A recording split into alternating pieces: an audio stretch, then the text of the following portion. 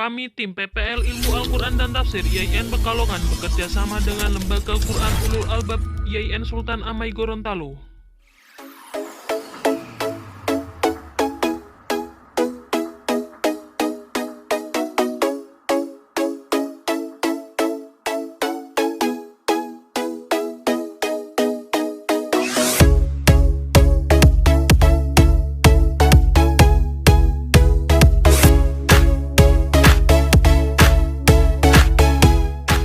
Assalamualaikum teman-teman.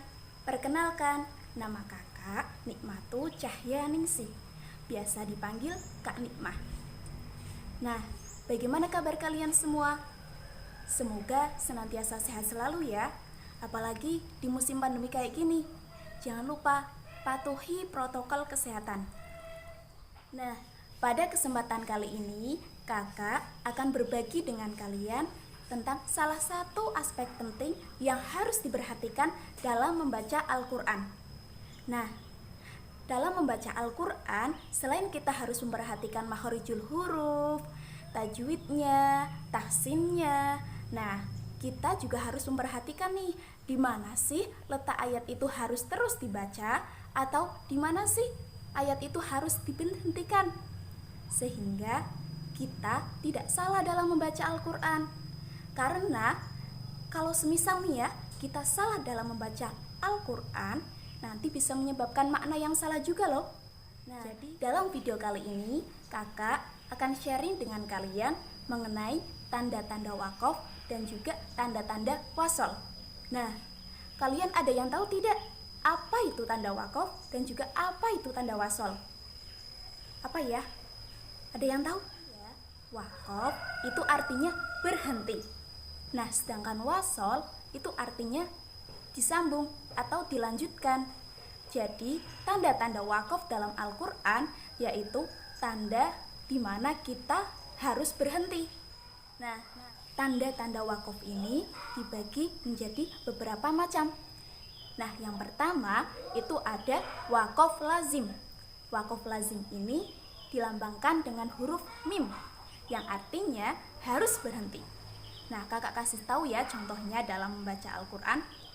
Bismillahirrahmanirrahim.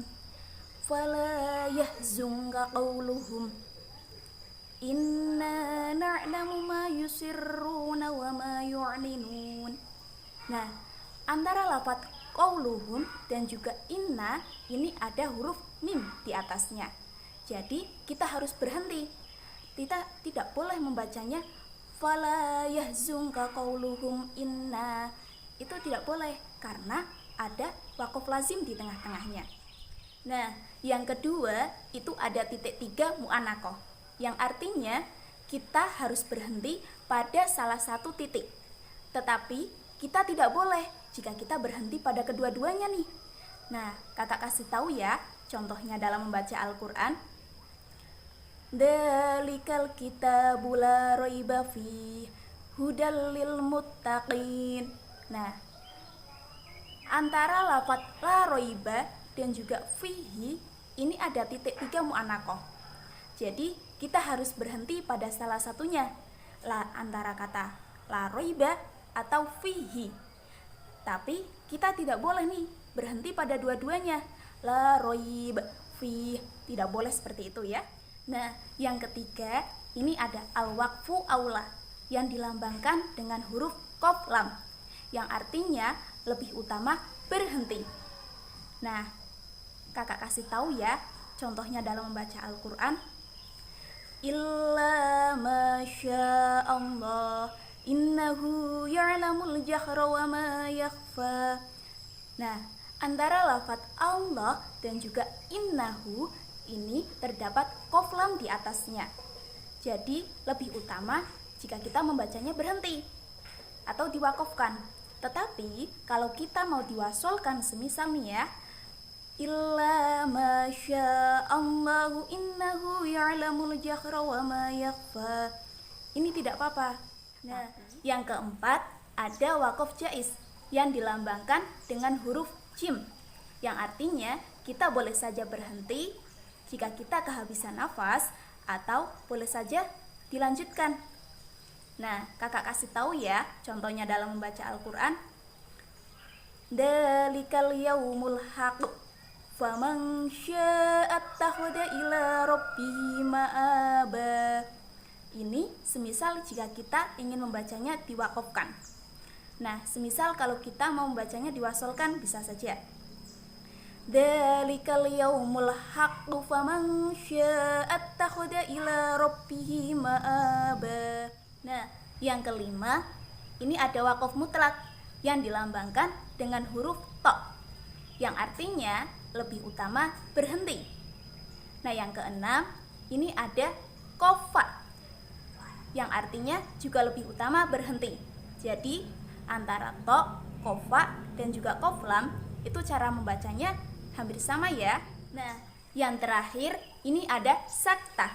Saktah ini biasanya dilambangkan dengan huruf sin, yang artinya kita harus berhenti sejenak tanpa mengambil nafas. Kakak contohkan ya dalam baca Al-Quran. Kalla bal rona ala qulubihim ma kanu yaksibun. Nah, antara lafaz bal rona ini harus berhenti sejenak tanpa mengambil nafas. Jadi kita tidak boleh nih jika kita berhenti tapi mengambil nafas. Semisal kayak kalla bal rona ala qulubihim ma kanu yaksibun. Itu tidak boleh ya. Sekarang kita beralih ke tanda-tanda wasol. Wasol ini kebalikan dari wakof ya, artinya disambung. Nah, tanda-tanda wasol ini dibagi menjadi beberapa macam. Yang pertama, ini ada al-waslu aula yang dilambangkan dengan huruf shad lam, yang artinya lebih utama disambung. Nah, kakak contohkan ya dalam membaca Al-Quran. Wa ayatul lahumul lailu naslahu minhun nahara fa idahum mublimun. Nah, antara lafaz al-lail dan juga naslahu itu terdapat tanda shad lam di atasnya. Jadi lebih utama jika kita membacanya disambung. Tetapi jika kita tidak kuat nafasnya, kita boleh kok berhenti. Nah, yang kedua ada al-waqfu mamnu yang dilambangkan dengan huruf lam alif. Nah, artinya kita tidak boleh berhenti. Jika kita berhenti, maka kita harus diulang membacanya. Kakak contohkan ya dalam membaca Al-Quran. Wa ashabus shimali ma ashabus shimal. Nah, antara lafaz ashabus shimal yang pertama dengan yang kedua ini terdapat lam alif di atasnya. Jadi kita harus dilanjutkan membacanya. Nah, semisal kalau kita mau berhenti itu tidak apa-apa, tapi nanti diulang lagi membacanya. Semisal wa ashabus shimal ma ashabus shimal, itu tidak boleh ya. Yang benar wa ashabus shimal ma ashabus shimal. Nah, yang ketiga ada waqaf mujawaz yang dilambangkan dengan huruf za, yang artinya lebih utama diwasolkan. Nah, yang keempat ada pula waqaf murakhas yang dilambangkan dengan huruf shad, yang artinya juga lebih utama diwasolkan. Nah, yang terakhir ada qila alaihil waqfu yang dilambangkan dengan huruf qa, yang artinya juga sama, lebih utama disambung. Jadi ini hampir sama ya membacanya dengan shad lam. Nah, gimana nih? Kita tadi sudah belajar mengenai tanda-tanda waqaf dan juga tanda-tanda wasol. Jadi mulai sekarang kita sudah tahu nih, bisa membedakan mana sih yang dimaksud tanda waqaf dan mana itu pula tanda wasol.